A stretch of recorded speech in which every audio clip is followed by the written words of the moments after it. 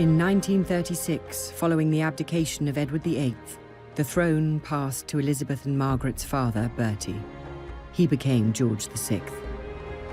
On the 12th of May 1937, he was crowned at Westminster Abbey.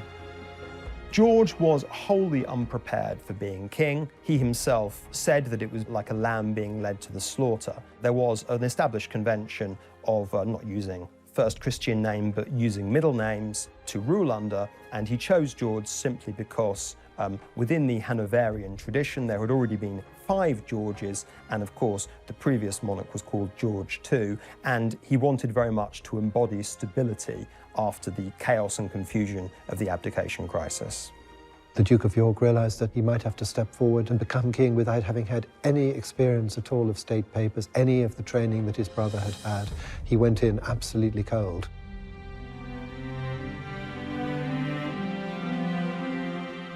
King George would ensure that his elder daughter Elizabeth would be more prepared for the role of monarch. From 1938, she received private tuition from Sir Henry Martin, the Vice Provost of Eton College.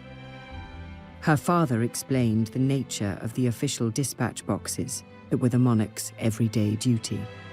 Margaret was excluded.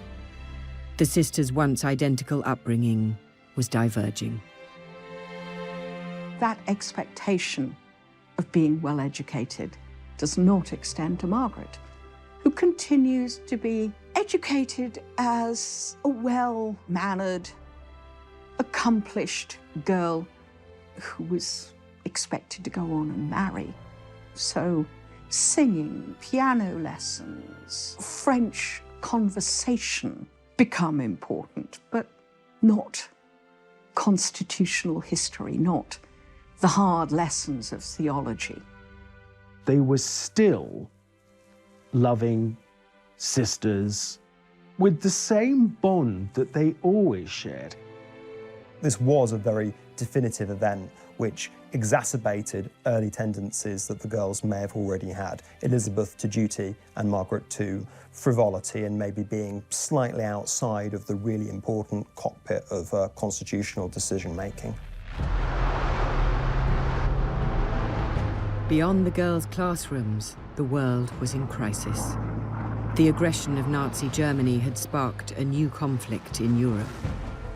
It was suggested that Elizabeth and Margaret be evacuated for their own safety.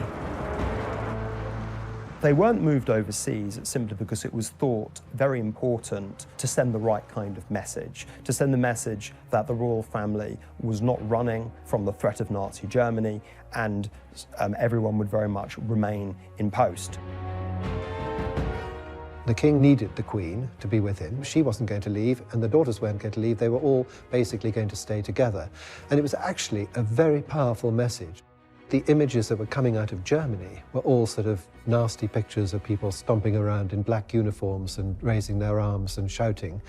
What did you get from England? You got Queen Elizabeth in a pony cart with the 2 princesses bicycling behind her. I mean, which would you prefer? Because of events and invasions going on in Europe, the Queen said that it would be a good idea to take the princesses to the greater security of Windsor Castle for the rest of the week. And as Princess Margaret said, we were supposed to go for 5 days, and we stayed for 5 years. The castle seemed forbidding at first. Its fineries had been put into storage. The blackout shrouded it in darkness. But though tremors caused by explosions in London could be felt in the castle, the girls were safe. As the war progressed and the sisters grew, Elizabeth took on more and more public responsibilities. After she turned 18 in 1944, she joined the Auxiliary Territorial Service as a mechanic and driver. Princess in overalls. Elizabeth is in the ATS, or British WAC, and at the King's request, is being treated just like any other trainee.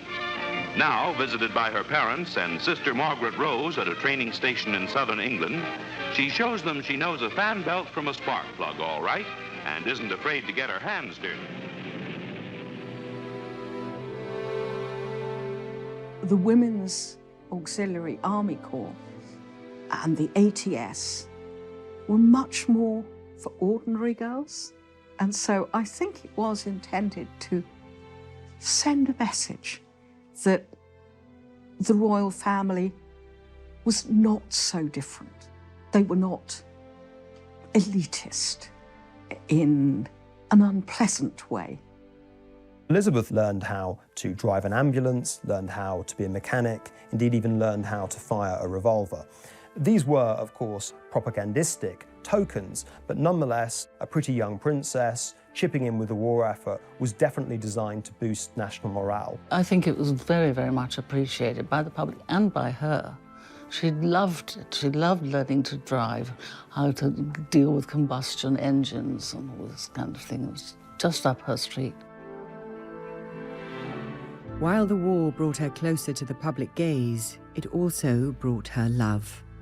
And for this sensible, pragmatic girl, her choice was unexpected.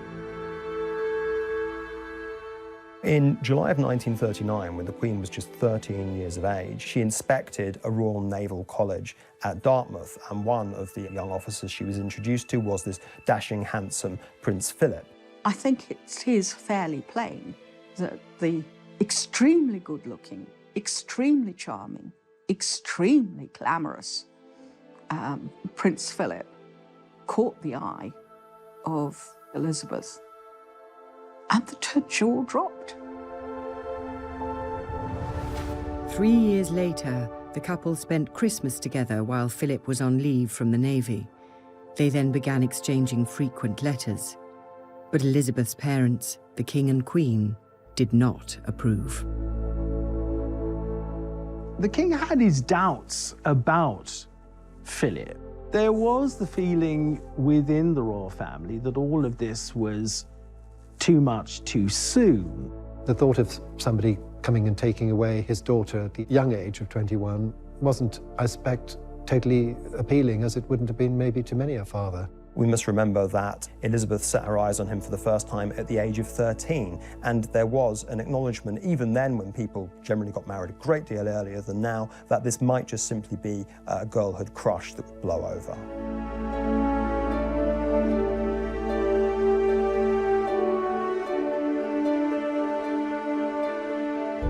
The King and Queen's resistance had been defeated. On the 20th of November 1947, Elizabeth and Philip were married at Westminster Abbey. Margaret was among the bridesmaids.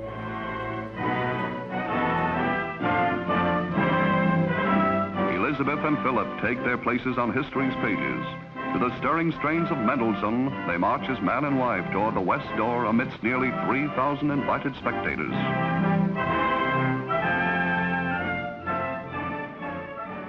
The wedding itself was a very grand affair, a deliberately grand affair against this backdrop of austerity. Rationing was still on, if anything slightly more severe.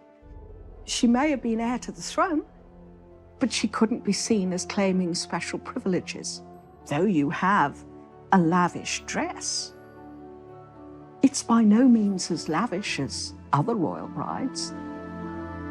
The wedding was the first big royal occasion since the King and Queen's coronation 10 years before. And Winston Churchill referred to it as a flash of colour on the road we have to travel. The following year, Elizabeth gave birth to a son. Charles was born on the 14th of November 1948. 3 more children would follow over the next 16 years. This meant Margaret was no longer next in line to the throne. I think that Margaret had already accepted that her sisterly relationship with Elizabeth had changed once Philip was on the scene, and so in many respects the arrival of Charles didn't really change that. I don't think she had ever any expectation of being queen, any desire to be queen. And so, if anything, it was probably a relief. I'm sure that the first reaction that Princess Margaret had was, great joy. But I know that in later life, there was a certain sort of feeling of being a younger sister, and other members of the royal family are always just told what to do. You will appear at 10 o'clock, or indeed at 10:03, your car will arrive, and you will do this, you will do that, and you will wear the following. So there was always a little bit of the younger sister feeling about the whole thing. In the post-war years, their father, the King's health declined. Both sisters took on more of his public duties.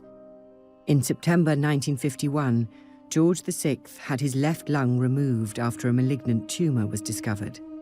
The king was not told he had cancer, and the disease was not beaten. On the morning of February the 6th, 1952, the king died. He was just 56. Elizabeth was in Kenya when her father died, on an early rest stop in a planned tour to Australia. Elizabeth was always thought of by the king as being his protégé. Margaret was always thought of as being his pet, his light relief. And so when he passed away, both girls felt sad. Elizabeth felt sadness, then was overwhelmed by duty.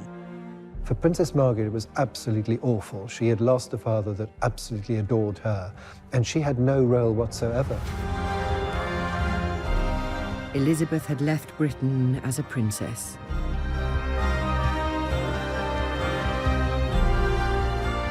She returned as its queen.